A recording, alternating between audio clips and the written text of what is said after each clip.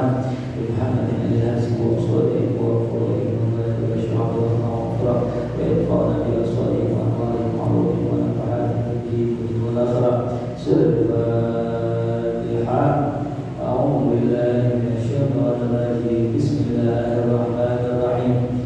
Alhamdulillahi rabbil alamin arrahmanir rahim maliki yaumiddin iyyaka na'budu wa iyyaka nasta'in ihdinas siratal mustaqim siratal ladzina an'amta 'alaihim ghairil maghdubi 'alaihim waladdallin. Amin. Bismillahirrahmanirrahim. Wassalatu wassalamu ala sayyidina Rasulillah sayyidina Muhammad bin Abdullah wa ala alihi wa sahbihi wa man tabi'ahu wa wala hawla wa la quwwata illa billah. Ba'du. Wa qala al-mu'allif rahimahullahu ta'ala wa adama nafa'ana bi barakatihi wa bi daraini amin. Qala wa 'an Zaid bin Arqam radhiyallahu anhu qala in kunna lanatakallamu fi sholati ala ahli Nabi sallallahu alaihi wasallam yukallimu ahaduna sahibahu bi hajatihi hatta nazalat hafidhu ala sholawati was sholati al-wusta wa qumu lillahi qanitin. Fa'umirna bis-sukuti wa nuhina 'anil kalam muttafaqun 'alaihi wal lafzu lil muslimin. Alhamdulillah, puji syukur kehadirat Allah Subhanahu wa taala di malam hari yang cerah ini kita masih sama-sama bisa melanjutkan pengajian kita, majelis kita, pembacaan kita Bulughul Maram. Mudah-mudahan apa yang kita pelajari bermanfaat buat kita semua dan menjadi tangga menuju Allah Subhanahu wa ta'ala. Masih berkenaan tentang masalah syarat-syarat sholat.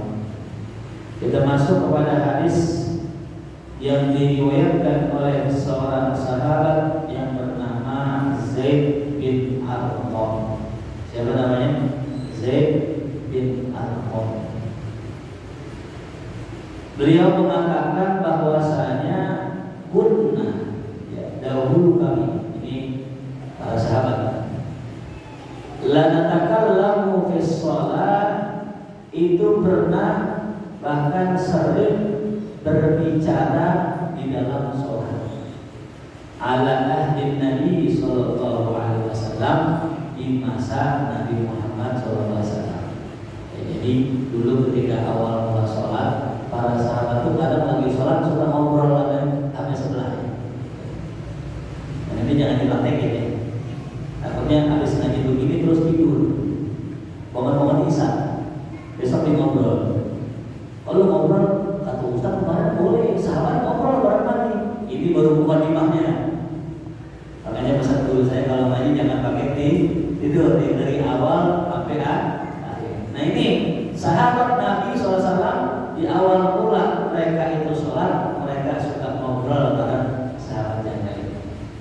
Yukallimu ahaduna sahibahu, di mana salah seorang dari kami mengajak ngobrol temannya, ya, sahibahu, bihajatihi, dengan suatu kebutuhannya, ya.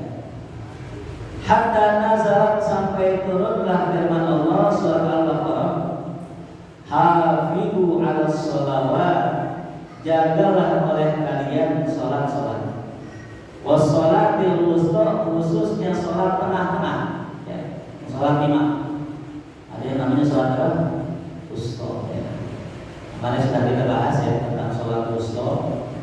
Ya, ini namanya atful khas ala, ya, mengatofkan yang khusus dari yang umum. Jagalah lima sholat, terkhususnya sholat wusta. Kata ulama hadis kebanyakan mereka mengartikan sholat wusta sholat asar. Ya, jadi kita sebagai muslim harus benar-benar perhatiin sholat asar. Karena kalau sholat asar menanggung, karena pulang kerja jam 4, antara di rumah di tengah jalan macet.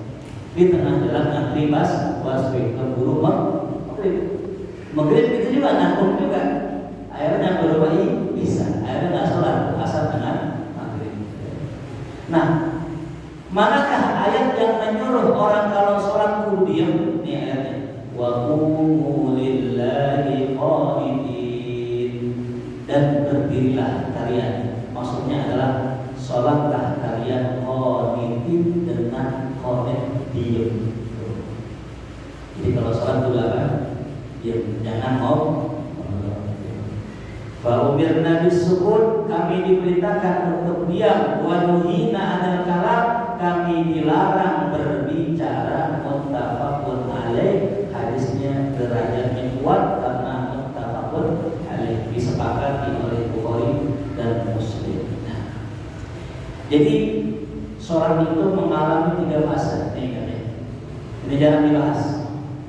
Kata ulama, sholat itu mengalami 3 fase. Tulis fase yang pertama, fase Nabi baru sampai kota Madinah. Bagaimana cara sholat mereka? Mereka nyamper satu sama lain. Jadi kalau misalnya dengan sholat udah zuhur, itu ayo kita jalan ke masjid sholat gitu. Jadi satu sama lain saling apa? Saling nyamper. Sampai-sampai dikatakan dalam tafsir Ibnu Katsir, para sahabat pengen bikin kentongan dulu. Jadi karena mungkin yang disamper banyak, akhirnya pengen bikin apa? Kentongan, cuma nggak jadi. Akhirnya sahabat ya berdiskusi dengan Rasulullah, ya Rasulullah, ini kita buatin apa ini? Apa kita pakai lonceng? Apa kita pakai kentongan buat menggelar sholat? Akhirnya Rasul mengumpulkan semua sahabat-sahabatnya, Rasul diskusi. Kata sahabat yang satu, pakai api aja, Rasul pakai api. Kata Rasul, jangan, api itu syiarnya orang maju sini. Pakai trompet ya Rasul, pakai trompet. Jangan, trompet syiarnya orang Yahudi. Ya, lonceng aja lonceng, jangan, lonceng itu syiarnya orang Nasrani. Maka jangan sampai kita meniru 3 ini. Ya. Lalu berakhirlah obrolan, tidak ada keputusan. Sampai salah seorang sahabat pulang ke rumahnya bernama Abdullah bin Zaid bin Abdul Rabbi. Dia mimpi. Di dalam mimpinya bertemu dengan malaikat Jibril. Malaikat Jibril ajarkan tentang cara azan. Begitupun lengkap dengan iqamatnya. Selesai bangun disampaikan ke Rasulullah SAW, ya Rasulullah, barusan saya mimpi. Saya diajarkan lafaz untuk memanggil orang sholat. Lafaznya begini ya Rasul. Allahu Akbar, Allahu Akbar, Allahu Akbar, Allahu Akbar. Asyhadu an la ilaha illallah, asyhadu an la ilaha illallah, asyhadu anna Muhammadar Rasulullah, asyhadu anna Muhammadar Rasulullah, sampai selesai. Lalu Rasul tidak nyuruh Abdullah bin Zaid yang azan, tapi Rasul suruh Bilal bin Rabah. Nah inilah kisah ya. Itu yang pertama. Nah lalu fase yang kedua. Ketika mereka sholat, kata para sahabat, kadang ada yang telat datangnya. Mungkin nggak dengar azan. Ya habis azan udah ada tuh, ada yang telat. Nah uniknya zaman dulu kalau telat begini caranya, datang ke dia, nanya, bukan berapa ya? Jangan sholatin. Gitu dia pakai isyarat. Bukan berapa gitu. 2 misalnya gitu. Nah ini yang baru sholat nyusul. Allahu Akbar, ruku, diri. Jadi ngebut dia, yang ini ngebut sampai selesai bareng imam gitu. Jadi yang unik gitu ya, bakat baru pakai isyarat gitu, baru 1 gitu dan nyusul. Nah sampailah fase yang ketiga. Suatu hari Rasul sedang sholat bersama sahabatnya. Salah seorang sahabat namanya Mu'az bin Jabal. Siapa namanya? Mu'az bin Jabal. Sayyidina Mu'az bin Jabal datang telat nih. Datang telat, mungkin udah mau rakaat. Selesai Rasul salam, Assalamualaikum warahmatullahi. Assalamualaikum warahmatullahi. Ingat ya, kalau yang namanya salam, Assalamualaikum dulu. Assalamualaikum warahmatullahi. Jangan Assalamualaikum warahmatullahi. Itu makruh hukumnya. Nah setelah Rasul salam, ya, Mu'az berdiri lagi. Muaz diri nerusin rokaat. Nah, beliaulah orang yang pertama kali dikenal dengan istilah masbuk. Ya. Rasul lihat nih setelah salat kan Rasul diri begini, kan itu begini Rasul. Kalau Rasul kalau di salat yang ada di samping kanan. Rasul lihat Muaz diri terusin. Apa kata Muaz? Apa kata Rasulullah? Innahu qad sanna lakum Mu'azun fahakada asna'u. Sungguh si Mu'az sudah melakukan sunnah yang baik buat kalian. Ikutin dulu Mu'az. Kalau sholat telat jangan dikebut, tapi apa ini? Diikutin aja. Kalau kurangnya tinggal nambah itu. Nah itulah fase sholat masbuk ya. Jadi pernah juga kejadian gitu, ada orang saya lagi sholat, kemudian dikebut belum tadi dikebut. Kita nih, udah masjid dia Allah Akbar, rukuk ini dalam sujud, salam bareng kita.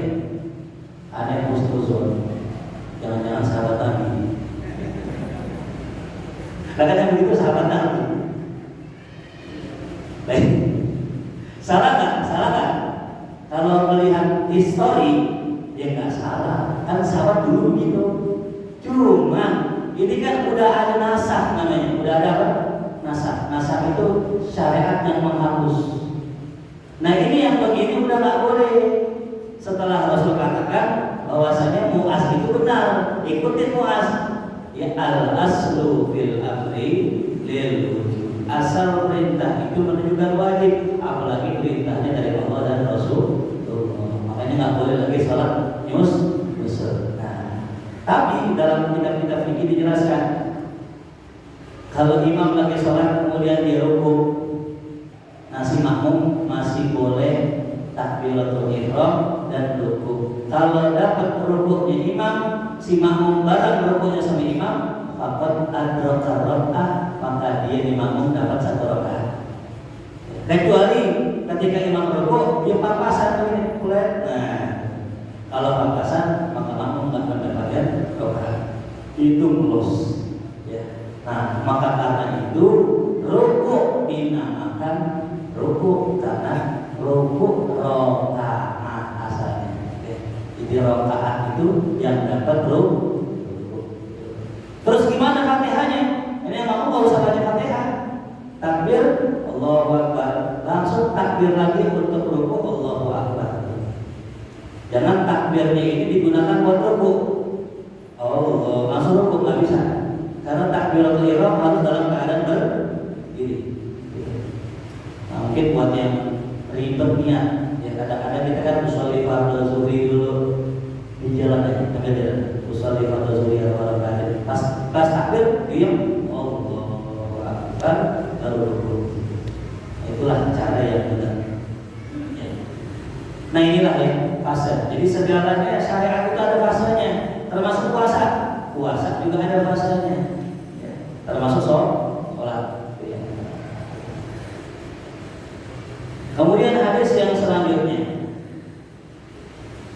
Wa an Mutarrif ibn Abdullah ibn Shikhir an abihi, dari sahabat namanya Mutarrif, dari Abdullah bin Shikhir, dari ayahnya yang mengatakan ra'aitu Rasulullah sallallahu alaihi wasallam yusalli. Kata bapaknya ya Mutarrif, yakni Abdullah, yang mengatakan aku pernah lihat Rasul sholat. Ya, ini nih ilmunya. Kenapa sih Ustaz kalau zaman Nabi belajar sholat dari Madinah? Jawabannya karena belum ada kitab Fathul Mu'in. Sahabat sholat melihat Nabi aja selesai. Gitu. Kalau kita kan sholat kan memang ilmunya banyak, ya. Makanya beruntung para sahabat. Kata Nabi kita Muhammad SAW, innakum asbahtum fi zamanin kathirun ulama'u atau kathirun fuqaha'u qalilun khutba'u. Kata Nabi, kalian sekarang di zaman yang banyak ahli fikihnya dan sedikit penceramahnya. Kata Nabi, wal amal fihi khairun minal ilm. Banyakin amal di zaman sekarang lebih afdal daripada banyakin ilmu. Jadi makanya sahabat amalnya banyak. Kenapa? Ilmunya di zaman dahulu belum kompleks. Kalau zaman dulu nggak banyak ilmu yang dipelajari. Kalau kita sekarang mau jadi ustaz, masya Allah, berat, luar biasa.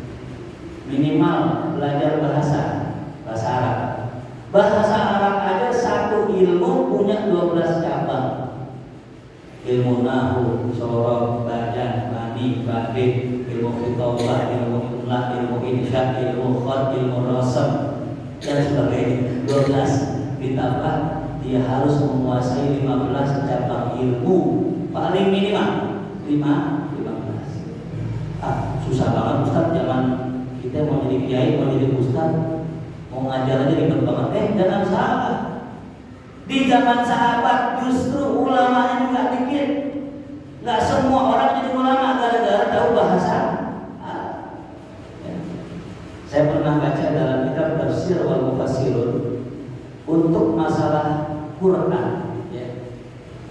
Yang alim banyak, tapi yang pendidikan rujukan dari sekian ratus ribu sahabat cuma 10. Ya, yang dijadikan rujukan dalam untuk urusan tafsir Al-Quran cuma berapa?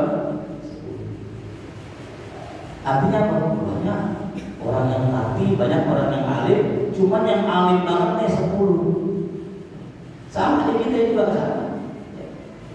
Makanya kembali lagi kalau kita ada keinginan, ada hajat untuk menjadi seorang alim, ya maka perlu bukan hanya sekedar semangat, tapi waktu zamani masanya panjang gitu ya. Jadi kalau 2 kali pengajian udah merasa paling pinter, nah ini kayak sama pengajian sebelah ini, udah tahu kullu bid'atin dolalah, semua ustaz disalahin sama dia. Baru ngaji 1 hadis. Alhamdulillah. Nah ini sahabat melihat Rasul sedang sholat, wa fi sadrihi azizun, di dalam dadanya Nabi ada aziz, ada suara mendidih. Ya. Ka'azizil mirjal, sebagaimana mendidihnya ya suara air minal buka, karena menangis. Ya. Jadi Rasul itu kalau sholat itu sering kali menangis. Suaranya seperti suara aziz. Suara aziz dalam ilmu aswat namanya. Jadi dalam ilmu bahasa Arab ada namanya ilmu apa? Aswat, ilmu suara. Kalau di kita, kalau misalnya orang masak air, itu harus aziz. Nah, itu dibentukkan dalam bentuk bahasa Arab namanya apa? Aziz. Air, kita punya air nih, kita tuangkan. Kalau ada galon tuh kita tuang galon, ada suaranya ya. Nah, itu namanya nakir. Namanya apa? Nakir. Terus kemudian kalau suara burung berkicau, itu namanya sofir. Kemudian ada suara bel, namanya sol.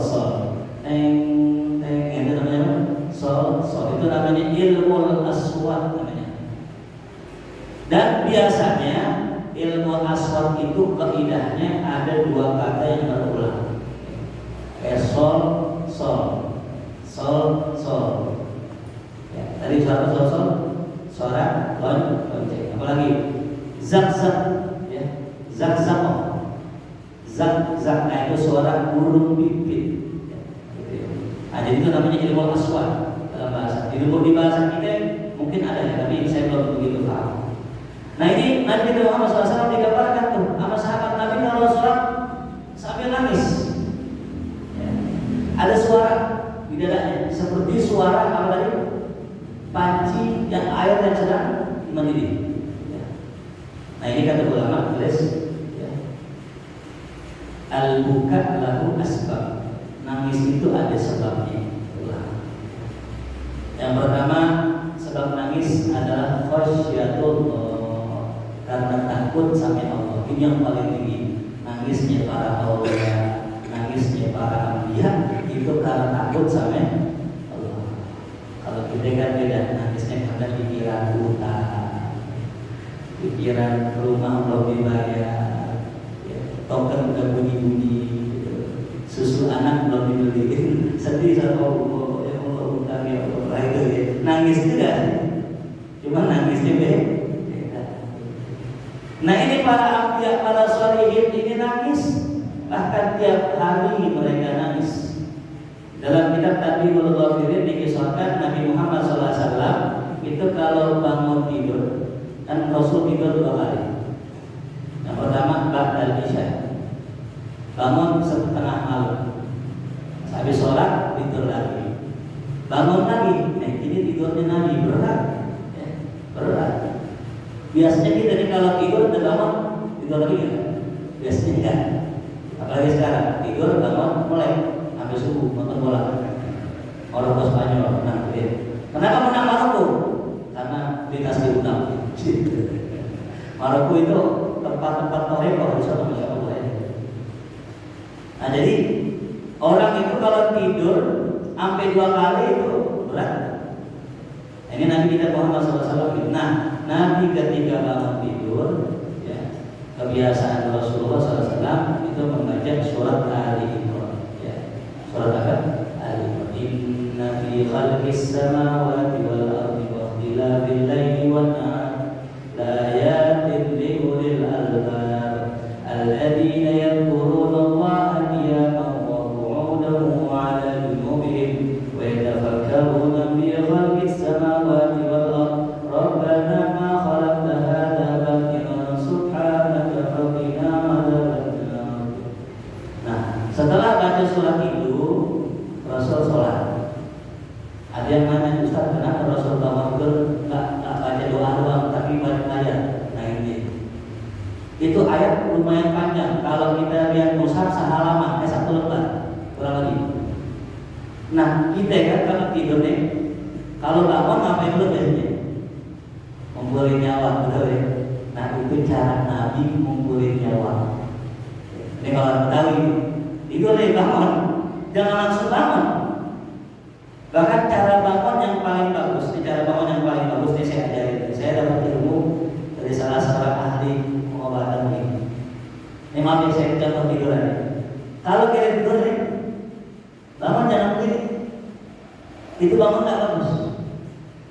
Itu bisa merusak kita punya badan. Apalagi begini langsung lompat, langsung diri, langsung ke WC, langsung ke kamar mandi. Tapi yang bagus bangun begini. Kita bisa tidur Pak, apa dulu Pak? Kita miringnya, nah ini bangun ya Rasulullah SAW. Jadi bangunnya apa? Miring. Itu makanya Rasul itu apa? Miring. Ketika bangun, miring. Kenapa? Tumpuannya tangan. Kalau orang bangun begini, tumpuannya tulang belakang, dan faktor penyebab orang sering saraf kejepit adalah gara-gara tidur bangun begini. Apalagi mau anak ini anak gaul miring gitu kawan. Apalagi yang udah tua-tua gitu ya, kawannya miring. Duduk dulu, jangan langsung rokok. Jadi rokok sekarang sih. Sunnah Nabi baca ayat. Inna fi khalqis samawati sampai selesai. Nah habis bangun tidur Nabi kita Muhammad SAW ya sholatlah. Nah sholat ini yang di akhir malam yang disebut dengan waktu sahur, sholat Nabi.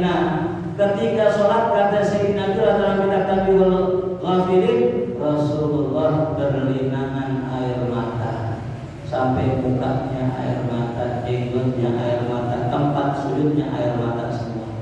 Nangisin apa Rasulullah? Nangisin dosa. Nah, Rasul sudah punya dosa. Allah sudah ampuni dosa Rasul, kesalahan Rasul yang terlalu dan akan datang. Kalaupun ada salah, apa Rasul menangisnya? Nah, karena bersyukur kepada Allah. Jadi para aulia, para sholihin, mereka nangis, mereka syukur nikmat Allah yang telah Allah kasih buat mereka. Allah pilih mereka untuk bisa sujud di malam hari, itu adalah nikmat besar dari Allah. Ya. Ada salah seorang ulama mengatakan, suatu hari saya nggak sengaja menggibah, membicarakan orang lain. Nggak sengaja. Kemudian saya dihukum sama Allah nggak bisa sholat subuh jamaah sebulan. Ya, nikmat besar dari Allah kalau kita bisa jamaah. Nikmat besar kalau kita bisa sholat malam, walaupun 1 rakaat. Nikmat masya Allah. Berapa banyak orang malam-malam, tengah hari, tengah malam, tapi nggak sholat pun barang sholat. Betul. Jika kita malam pada begadang, saya lihat sekarang pada online semua, online gitu. Lagi ngapain? Sholat malam. Bukan, lagi apa ya? Insya Allah lagi nonton Piala Dunia, lagi ramai sholat. Jadi mudah-mudahan yang mahlinan kalian insya Allah. Sama dengan itu. Nah, itu yang pertama. Yang kedua, orang nangis karena sedih. Nah, ini al-huzun. La takhaf wa la tahzan. Kalau khauf takut dengan yang akan datang, kalau huzun ya sedih dengan apa yang sudah lewat. Yang kehilangan duit sedih. Ya, yang enggak kebagian harta gusuran sedih juga. Dompetnya hilang sedih, itu namanya huzun. Ya. Jadi ada orang punya motor boleh nyicil, hilang, baru lunas sedih. Soalnya nangis. Sedihnya karena kehilangan motor. Padahal untung aja yang hilang motor. Coba yang hilang kakinya. Ya. Ada orang pergi umrah atau pergi haji. Ini pelajaran buat kita. Jadi di Arab tuh kalau kita naik taksi, jangan duluan kita yang turun sebagai laki, tapi bini turun duluan. Karena pernah kejadian saya punya jamaah, tetangganya itu laki keluar taksi, bini di dalam mobil.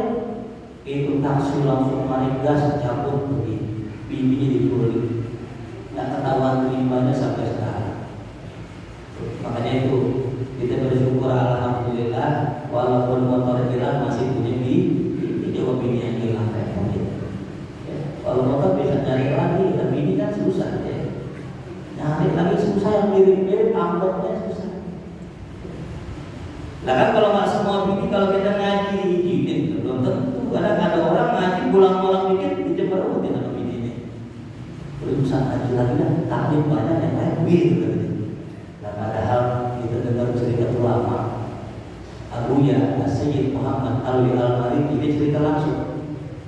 Itu pernah suatu hari ngajak muridnya, ayo bertanya, beliau kan di Mekah.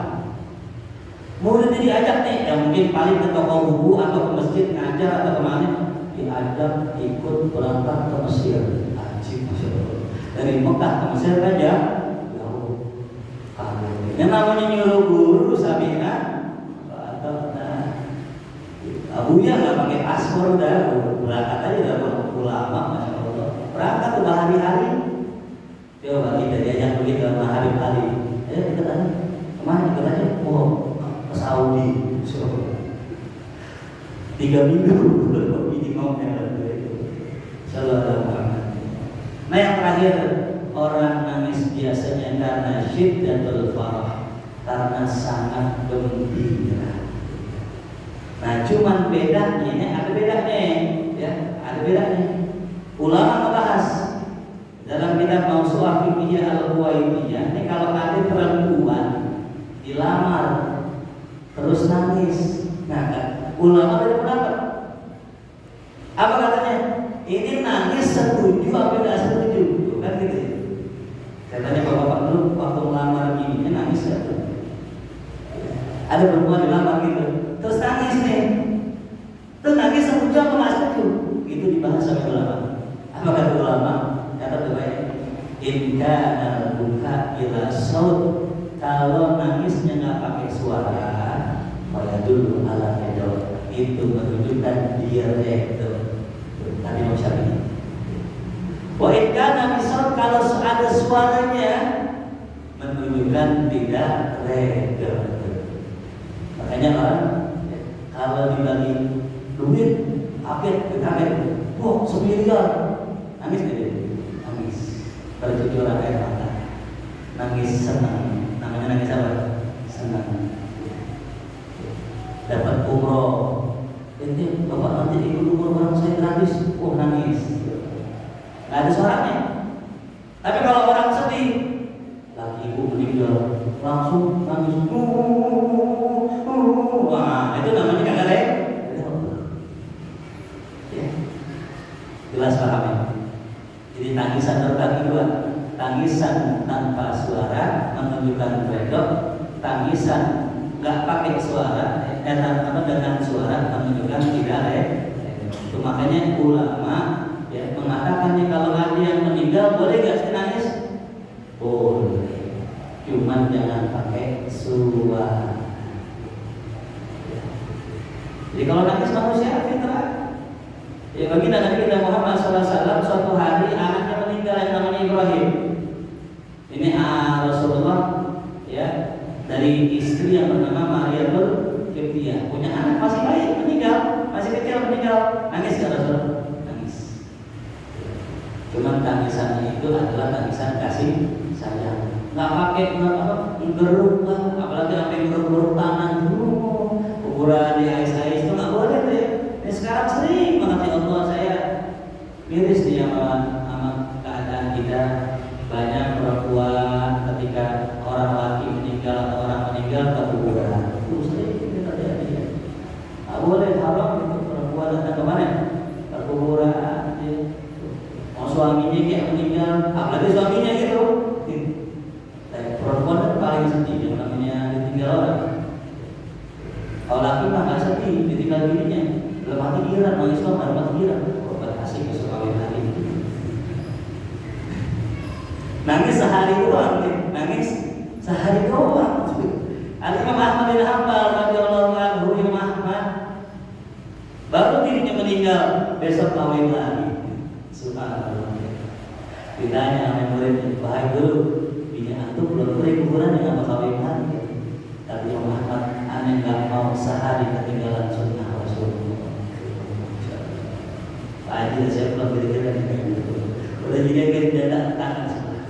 Kalau ini mati mau kawin lagi. Tapi ada yang unik Pak. Ada survei melalui medsos, ditanya ada perempuan. Ya, itu kalau nggak salah sampelnya 10 kurang lebih. Ibu kalau pilih mana sekiranya mati, ibu atau suaminya yang duluan mati? Hampir semua mengatakan mendingan suami saya mati duluan. Benar ada di survei ini. Ada sampel orang tanya 10 orang, kalau seandainya milih mati duluan, siapa yang mati? Kata perempuan, mendingan suami saya duluan yang mati. Dan uniknya, ketika ditanya laki-laki, 10 orang laki-laki, ditanya siapa duluan yang mati, mending saya duluan kata suami. Subhanallah. Laki-laki mah begitu, ngomongnya doang pengen kawin lagi, padahal takut. Biasanya kan yang nyari-nyari itu ya air air meriah tak dalam. Kalau kita punya laki dikit-dikit kawin lagi, dikit-dikit ngomong ini janda sebelah, itu takut. Yang repot tuh kalau yang diam-diam tuh, diam-diam kalau pernah ngomong poligami, kalau tahu ini baik lagi. Ini kenyataan. Ada teman saya punya jamaah cerita. Masya Allah Ustaz, ada jamaah masjid, orangnya kecil. Ya Pak Haji, Pak Haji kecil orangnya nggak gede, nggak gede. Diam aja. Kita kan biasa bercanda ngomongin istilah dan sebagainya. Diam begini tiga Subhanallah. Makanya kudu adik. Itu kita lihat. Nah sekarang pertanyaannya begini. Batal nggak orang sholat ya dengan nangis? Nah silakan catat ya. Hukumnya kata ulama mazhab Syafi'i ya, dikatakan jika mengeluarkan harfani dua ya, orang nangis kemarin dahulu ya, maka batal menurut qaul yang muhtamad ya. Qaul ashab menurut qaul ashab hukumnya batal. Akan tetapi menurut muqabilul ashab dalam mazhab Syafi'i enggak batal. Jadi ini dua-duanya kuat ya. Antum mau pakai yang batal kuat, yang enggak batal juga kuat ya. Di dalam mazhab Syafi'i ulama Syafi'i yang kuat-kuat, dalilnya kuat. Muqabil lawannya kuat, yang mengatakan batal kuat, yang mengatakan tidak batal kuat, boleh dipakai. Ya. Jadi kalau kita sholat terus dengar imam nangis, ya, maka ada kemungkinan tidak batal. Kenapa? Karena kata ulama tangisan itu bukan bagian dari kalam. Ya.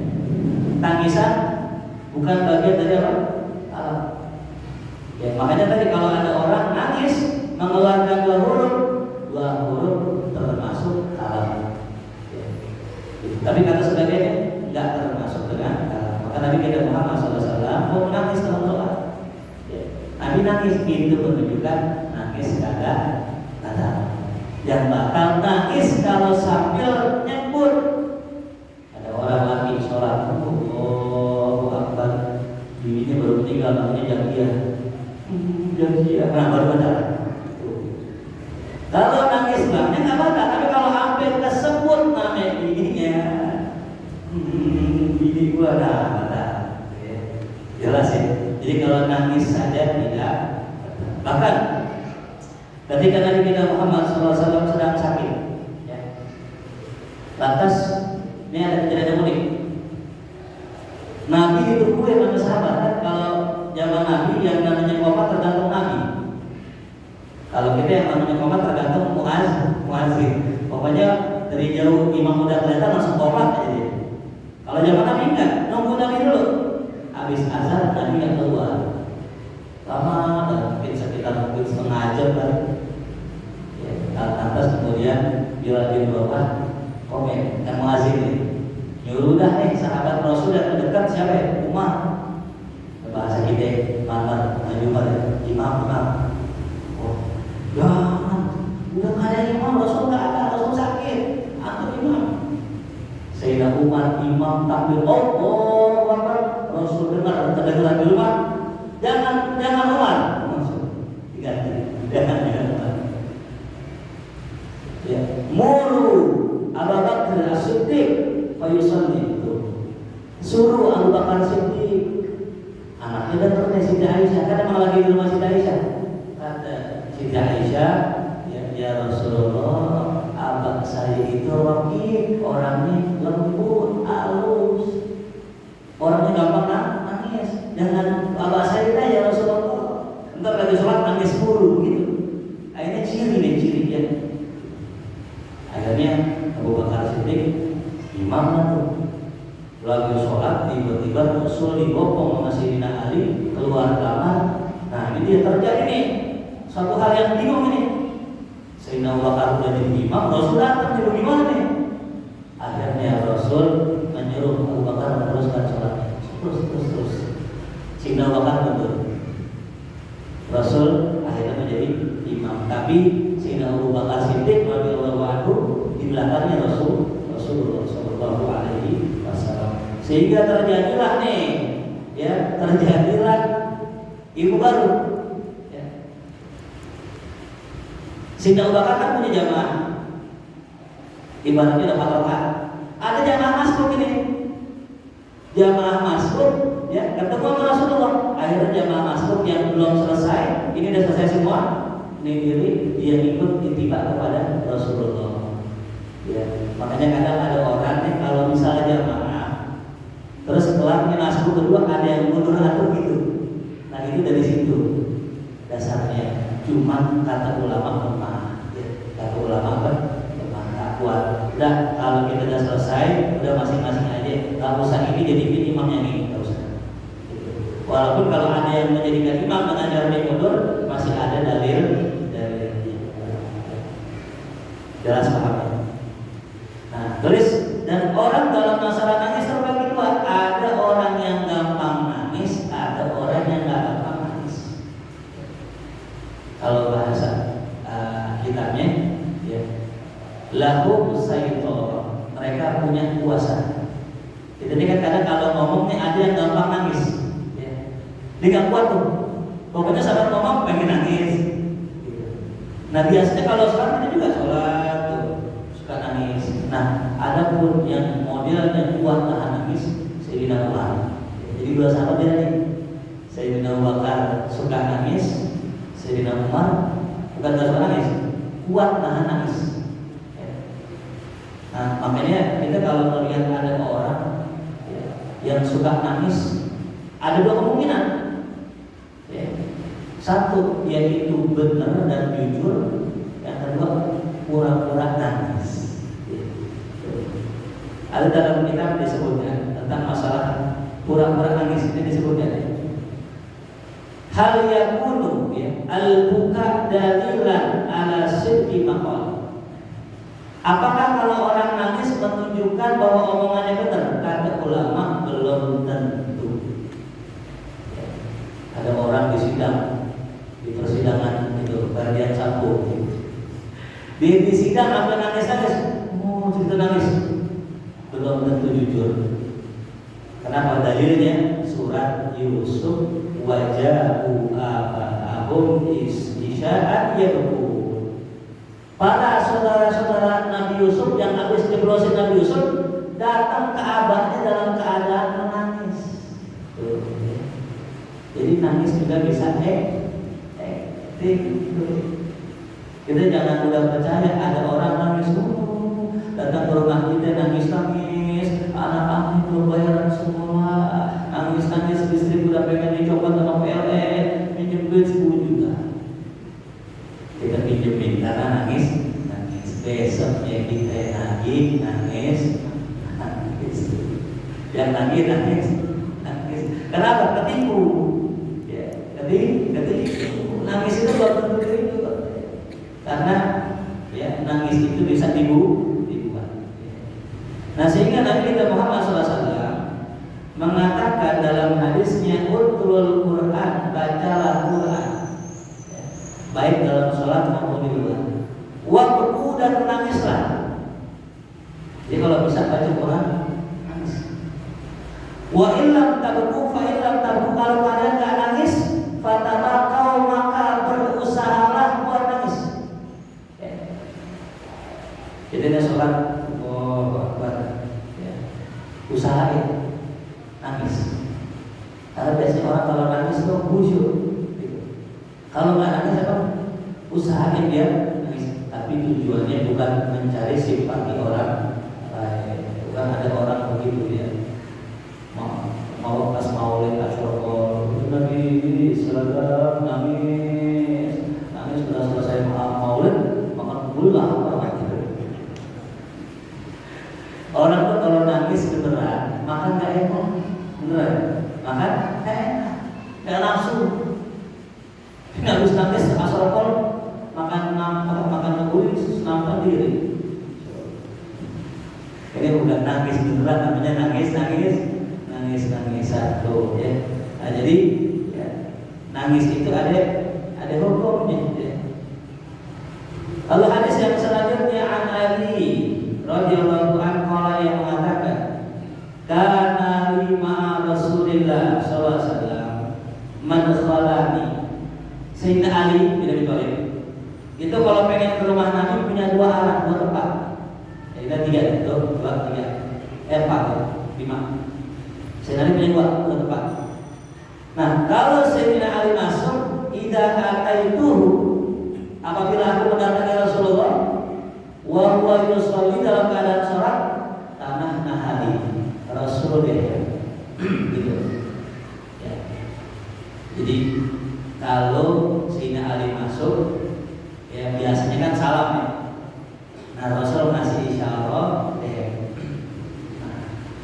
ini kalau kita baca hadis sepintas kita akan mengatakan bahwasanya boleh dehem lagi sholat. Tapi kata ulama fikih, kita baca di kitab-kitab fikih seperti Mata Taqrib, Fathul Qorib, Fathul Mu'in, dehem bisa membatalkan sholat. Allah. Nah, bisa batal, bisa batal. Tulis dehem terbagi 2 hukumnya. Satu, yang pertama batal kalau tujuannya kode. Tujuannya apa? Kode. Kita sholat, anak aja bercanda, gitu deh. Nah, batal. dehem itu kan betul kode. Ya. Apalagi kita lagi sholat Allahu Akbar. Kita punya rokok nganggur, teman kita mau bisa merokoknya itu merokok itu. Karena kode, dehemnya betul kode. Tapi kedua, kalau dehemnya untuk menghilangkan riya, ya, kita kadang pengen baca Fatihah ada riya, atau lupa, atau memang nggak sengaja, maka tidak batal. Itu hukumnya. Nah jawabannya, terus Nabi kok dehem gitu? Kata ulama ini hadis doif. Sehingga karena hadisnya doif, makanya hadis nggak bisa dijadikan sumber hukum. Makanya penting ilmu hadis. Nggak dipikir ada hadis, pakai ada hadis nggak mesti. Dan hadis yang sahih, riwayatnya bukan dehem, tapi bertasbih. Sehingga datang subhanallah itu yang sahih. Ya. Sama kayak orang bersin, tetangga kita ada orang bersin, bersin, alhamdulillah. Boleh nggak alhamdulillah? Boleh. Orang bersin boleh mengucapkan alhamdulillah. Tapi yang sebelahnya nggak boleh mengucapkan yarhamukallah. Karena yarhamukan itu bisa membatalkan karena pakai ka. Tapi kalau mau nggak batal pakai hu, yarhamuhullah gitu.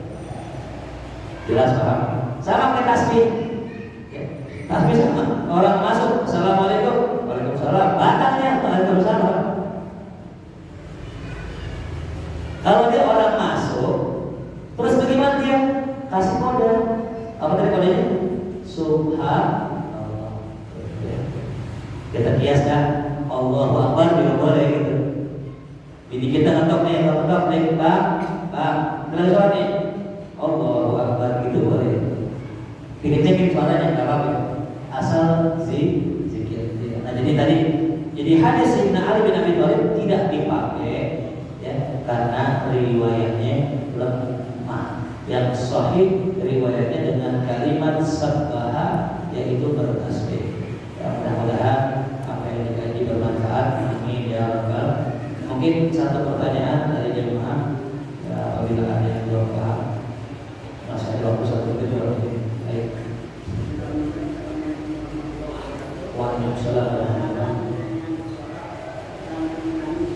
Apa? Oh, sampai nangis.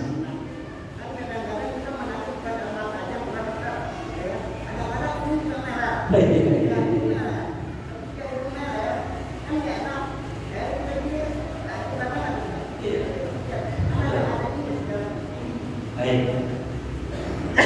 Ini namanya realistis ini. Emang betul ya. Kira-kira kalau sholat terus nangis biasanya bukan air mata doang, tapi air ingus keluar, betul ya? Gitu bagaimana Ustaz? Pertama, kalau ingusnya ketelan batal. Ingusnya